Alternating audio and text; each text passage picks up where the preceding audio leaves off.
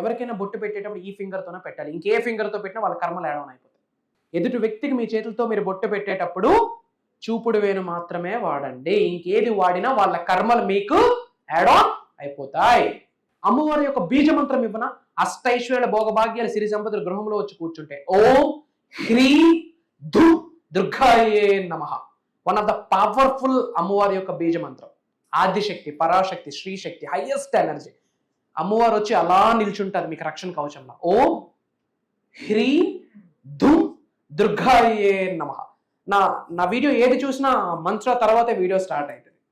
ఓం హ్రీం ధూం దుర్గాయే నమః.